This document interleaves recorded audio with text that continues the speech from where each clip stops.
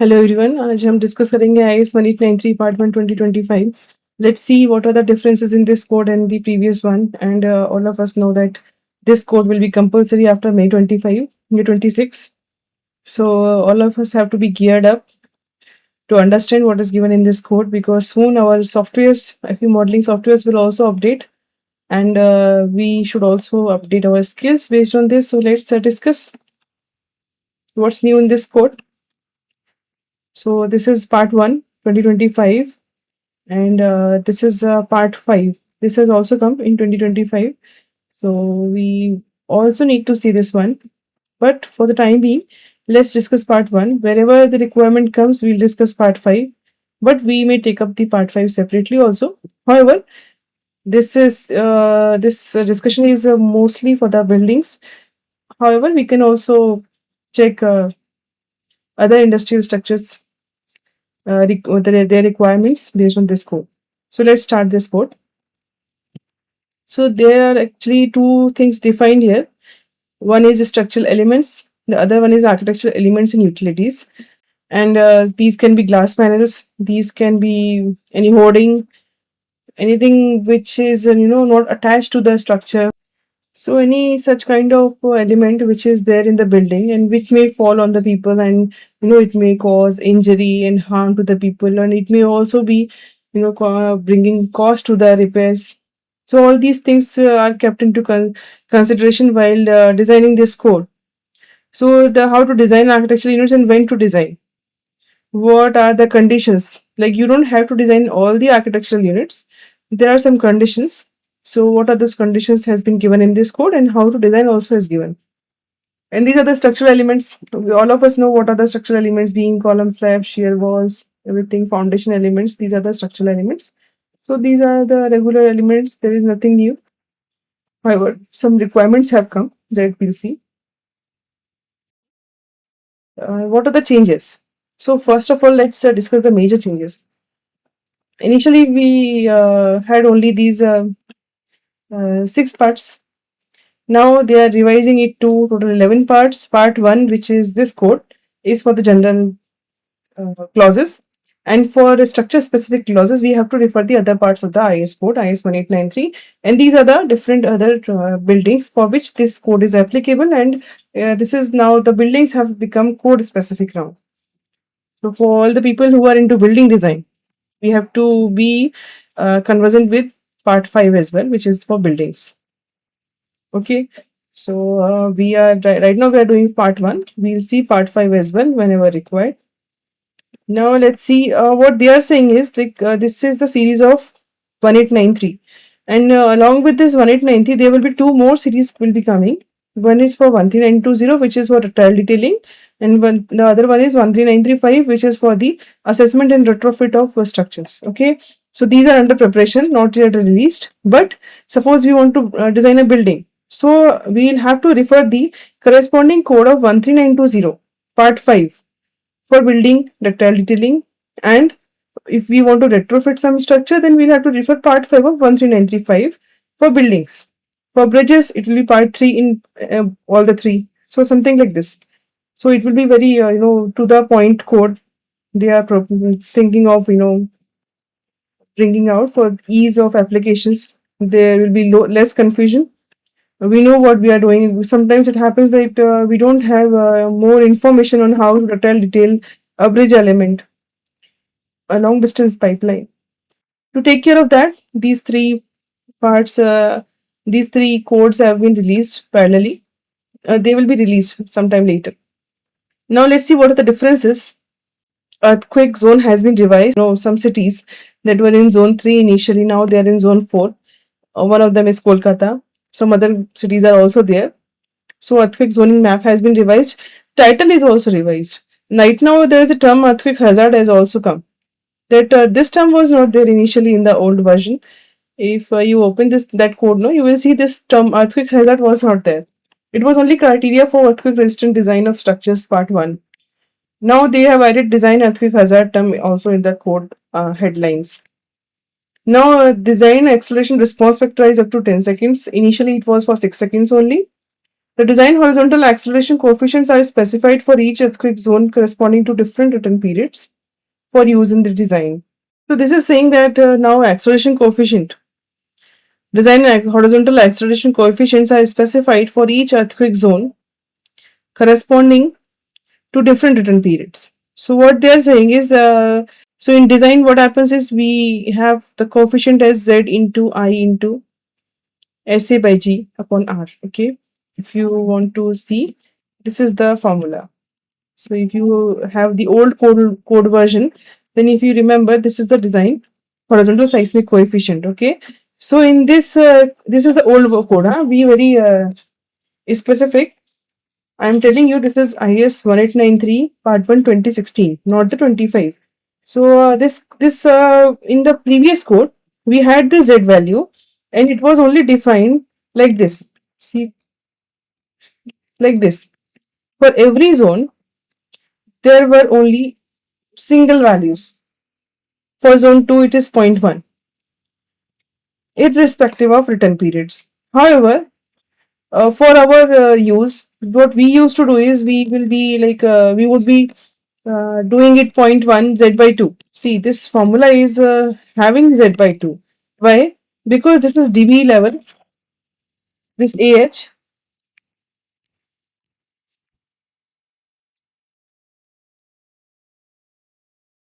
this AH, no?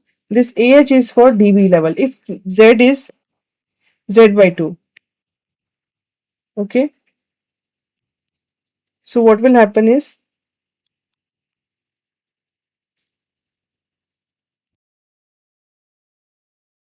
so in AH formula, we have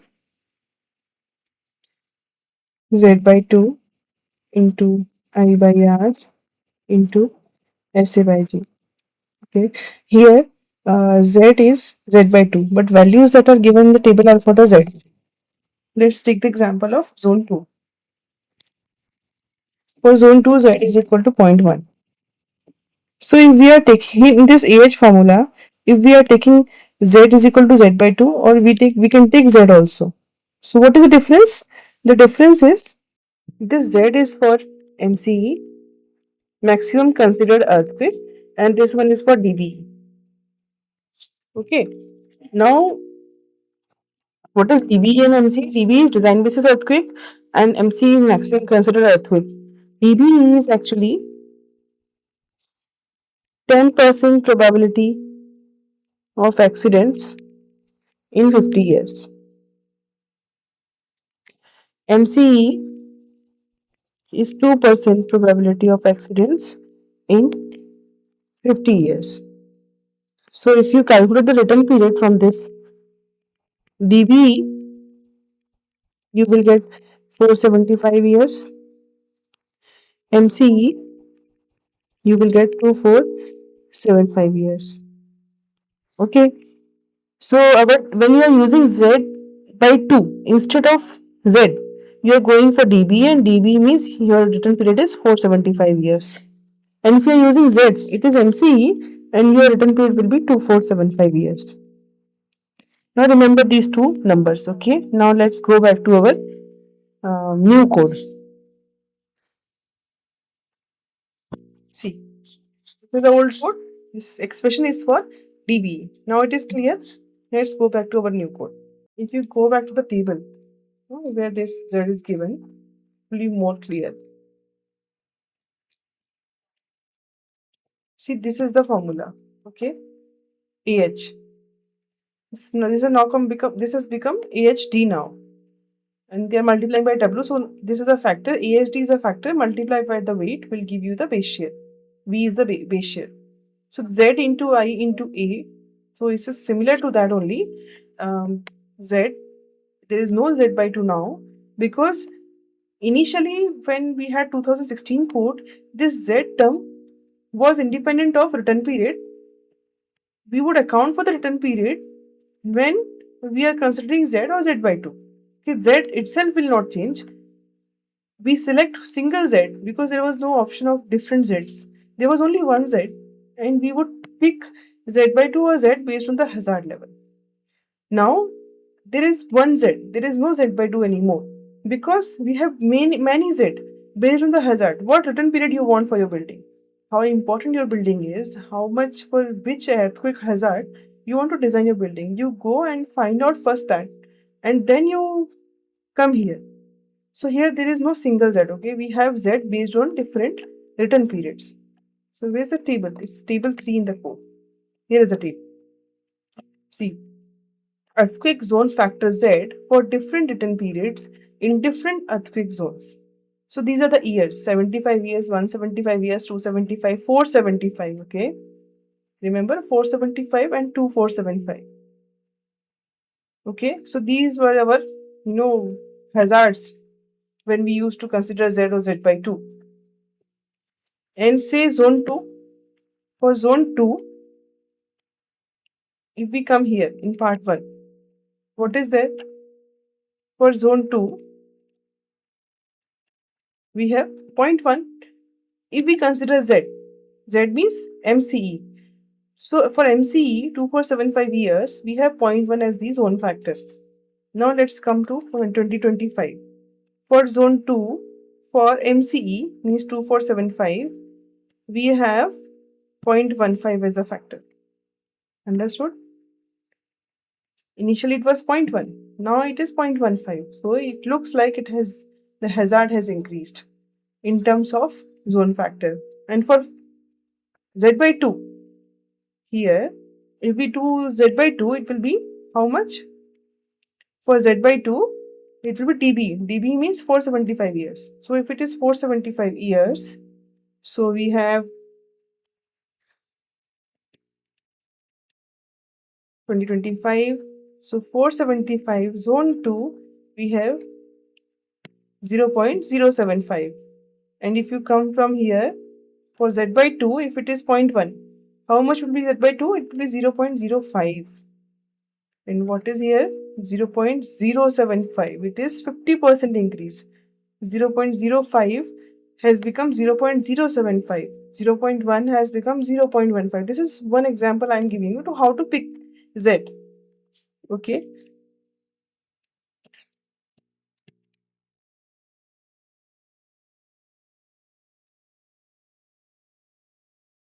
Now, what else is given? And yes, the zones have increased now. Initially, it was only from zone 2 to zone 4. See, zone 2 to zone 4 only. If you see the map, what you see is zone 2, 3, 4, 5. Now, if you see the map, the zones have increased to 6. 2, 3, 4, 5, and 6. Let's show you the new map. This is the new map. Okay, zone 2, 3, 4, 5, and 6. Now, in this, you see this belt, this red belt. This all has become zone 6. And see here, it is, it was zone 4. Okay, this belt was mostly zone 4. Now it has become zone 6. See, directly from zone 4 to zone 6. Okay, and this one is zone 5. This is zone 6 in the new code. And here Kolkata, it has been increased. The Kolkata was initially zone 3. Now it is in zone 4. And other cities also, you can see directly here that it is a green color here. But if you see here, it is almost 80%. It is looking like red color, which is zone 6. And Andaman Nicobar is zone 6. So it was also zone 5 in the previous code. So the maximum, maximum zone is considered for Andaman Nicobar and the northeast regions in the old and new code both. But factors must have increased. We have to be very careful while picking up the factors. So zones have increased. This is another difference. What else has changed? Let's see. So 10 seconds, I told you, no? Initially it was spectrum. Yeah, it was 6 seconds. Okay. Initially the spectrum was up to 6 seconds, but in new code, if you scroll down to the spectrum, you will see that the spectrum has come to up to 10 seconds. See here, 10 seconds. Okay, this is another difference. What else? So a method is provided to account for the soil flexibility in the analysis. Okay, we have skipped this one. Let's see. The response history method is strengthened by providing suits of fire. Okay, so in the previous code 1893 part 1, there was no method of doing time history analysis. Even if we do time history analysis, how to select the time histories for a given building or for a given structure. So this code is giving some guidelines on how to do time history analysis. Some design target spectrum is given, some time history, list of time histories are given. So if you see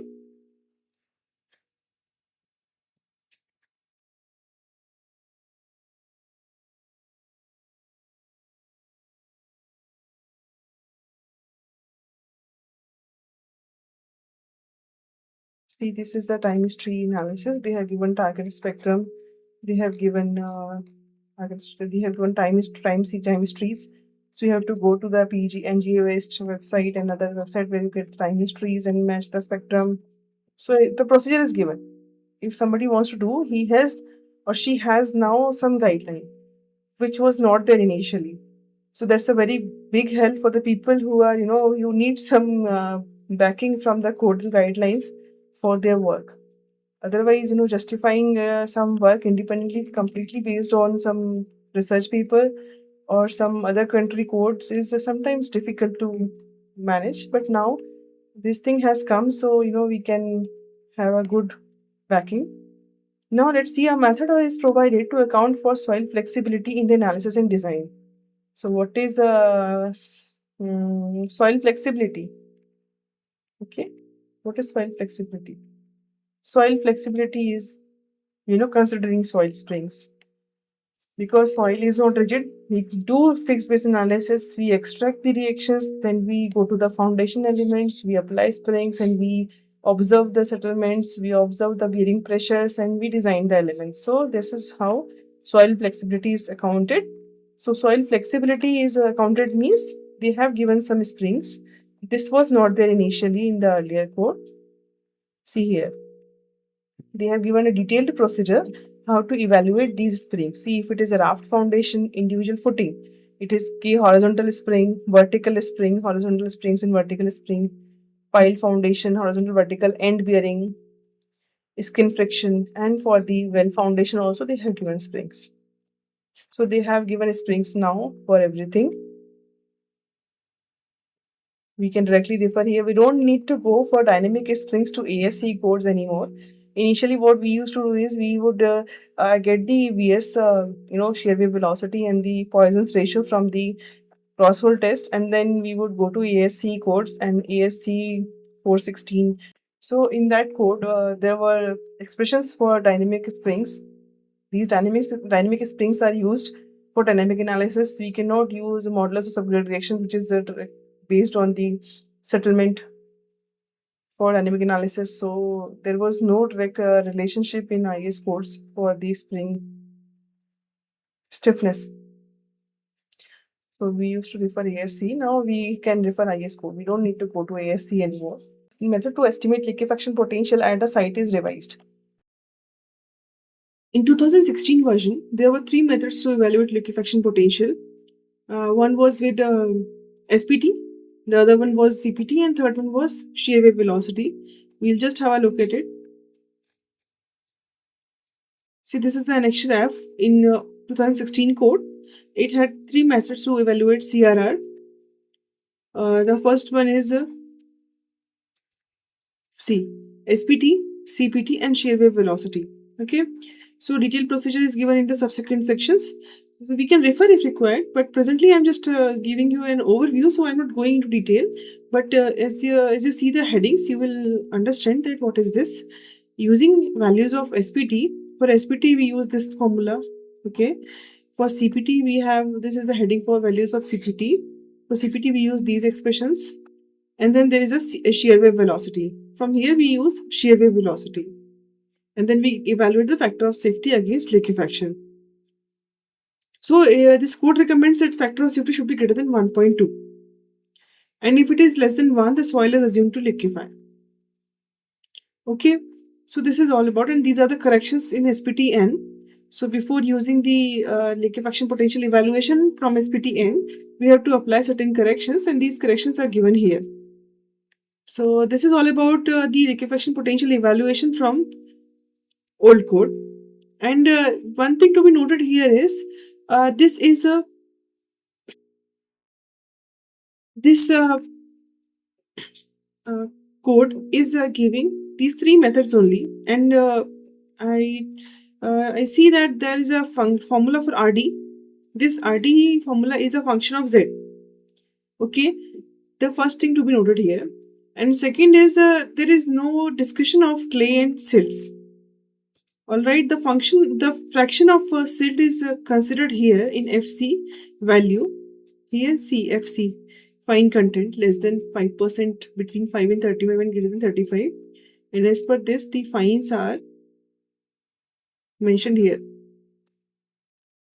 See here, percentage by weight passing the IAS standard sieve number 75 microns.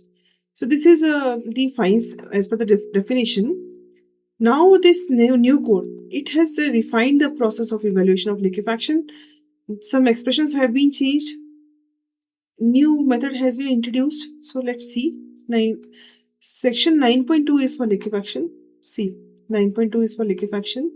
So here cyclic stress ratio formula is not changing here. See, this formula is same.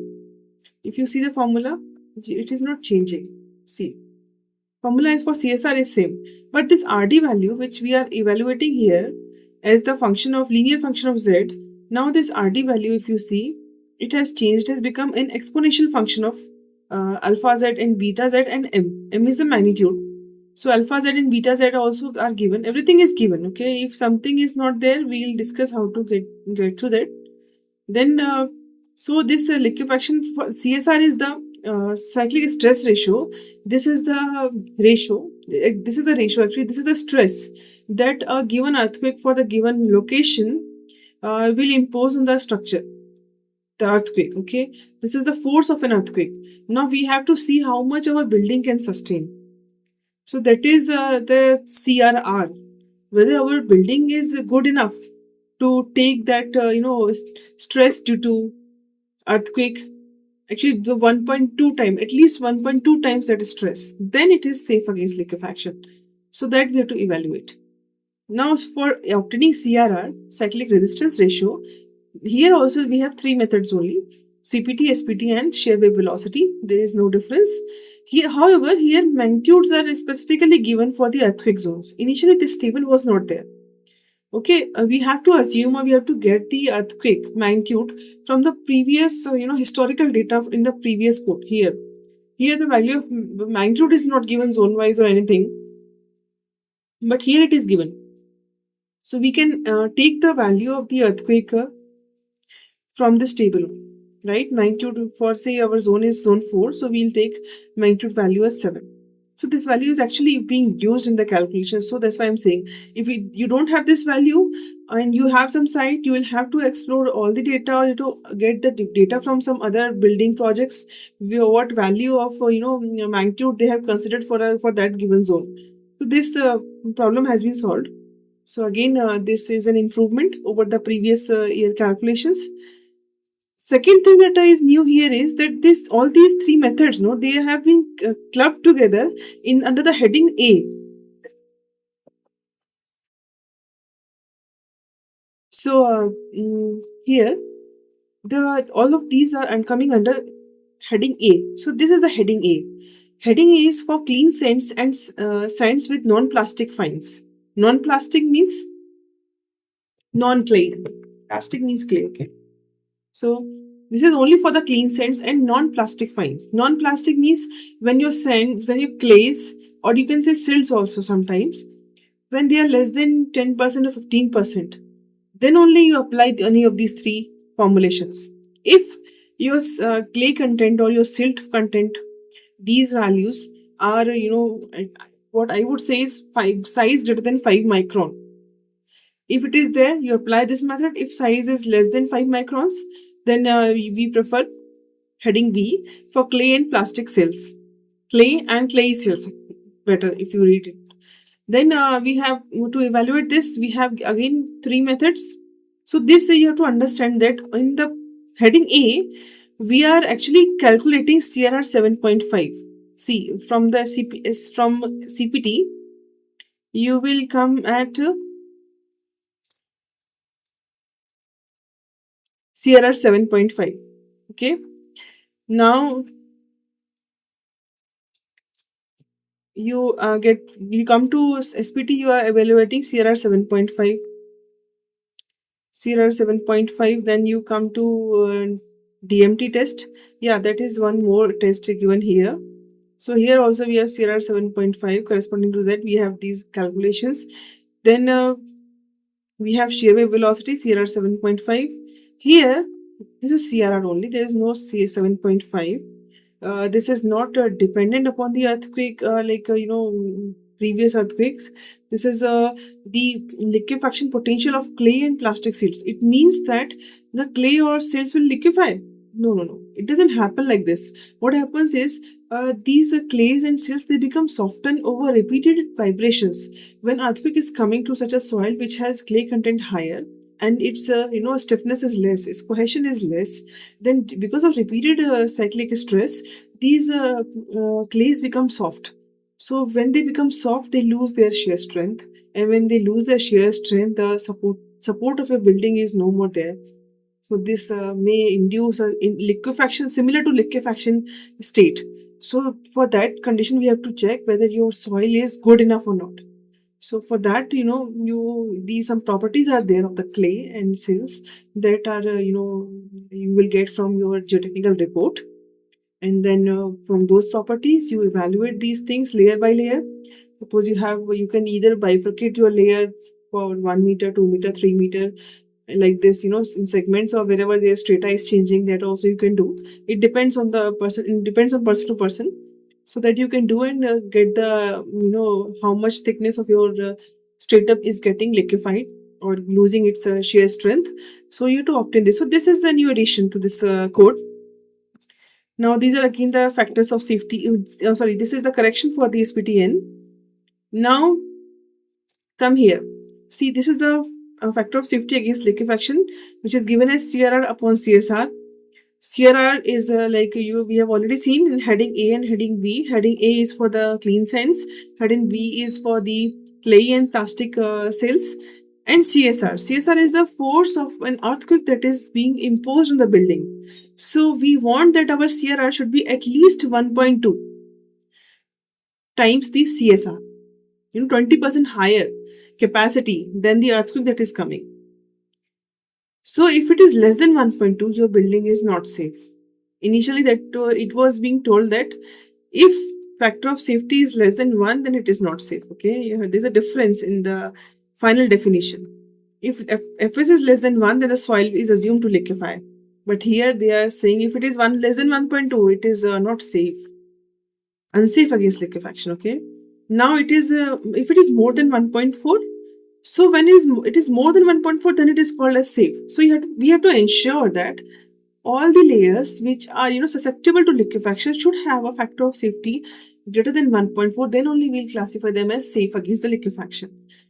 If they are falling between 1.2 and 1.4, then we have to also observe the surface settlement. For surface settlement, this graph has been given for case 1 to 7. Factor of safety against liquefaction, post liquefaction volumetric strain in terms of epsilon V percentage. So don't get scared by looking at this graph. See here, this graph is given, and some DR based on these cases 1 to 7. Some DR is given, some N160 is given, QC and 1N is given. So we can estimate. So if you want more information on this, then I will suggest you go to Ishihara 1992 paper. I will write it here so that you can just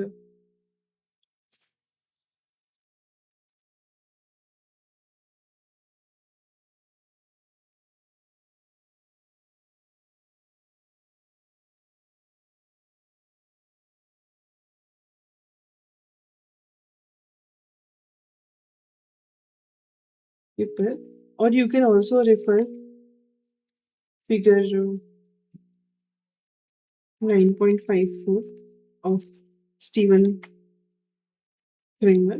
This is a book for soil dynamics.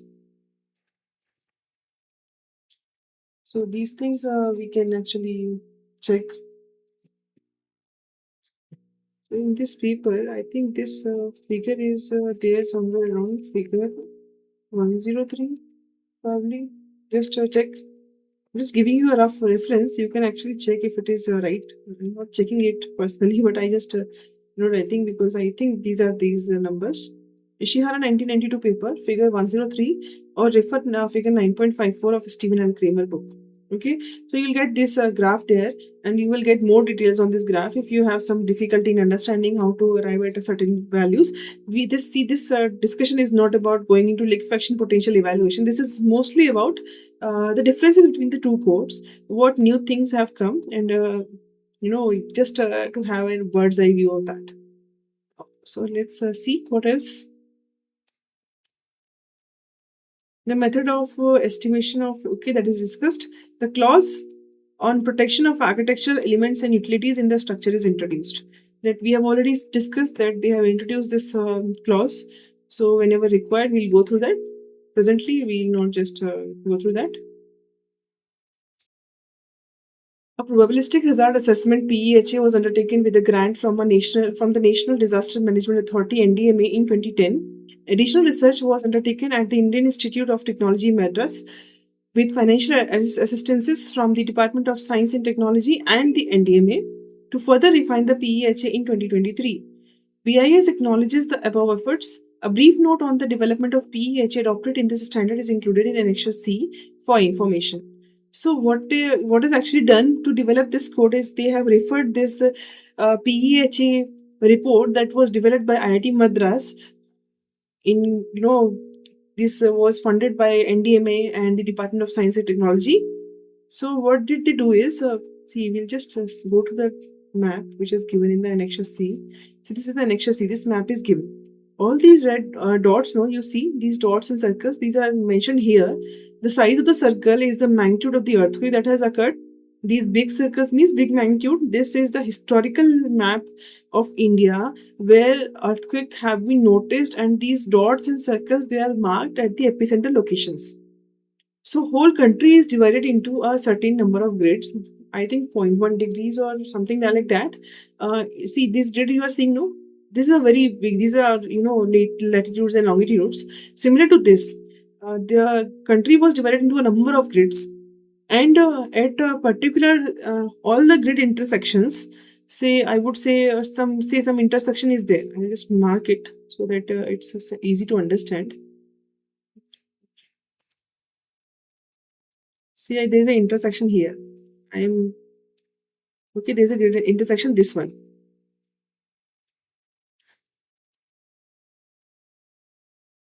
So here, at this point, okay? At this point, you have, you would say that, I think everyone should understand that what is a return period.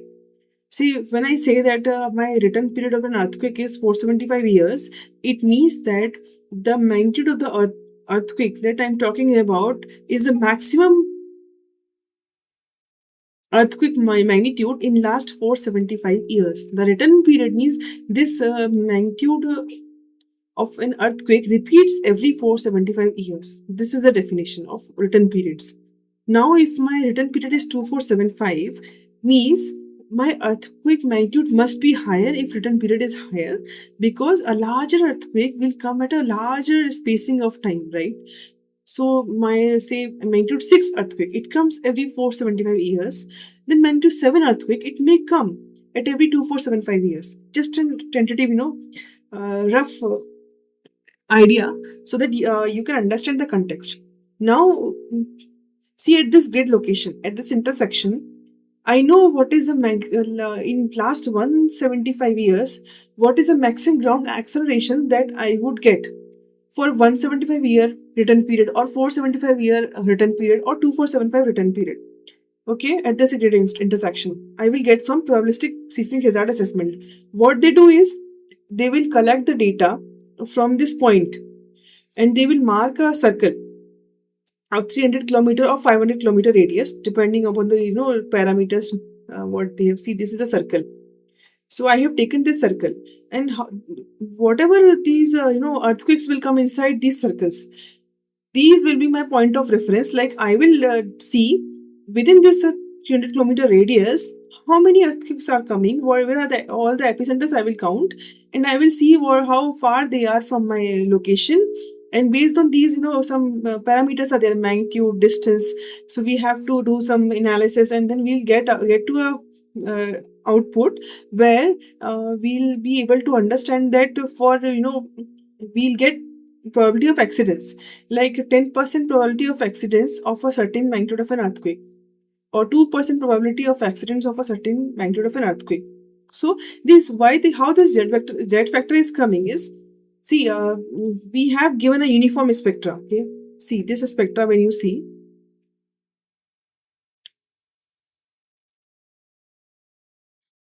this spectra, okay, this is for a given site class C, blue color. Okay, this blue color, this is a single spectra given. Now you have, in India you have different zones. You have different return periods based on the hazard. Say you want to design a building which is a very important building, and you want to design it for 2475 years.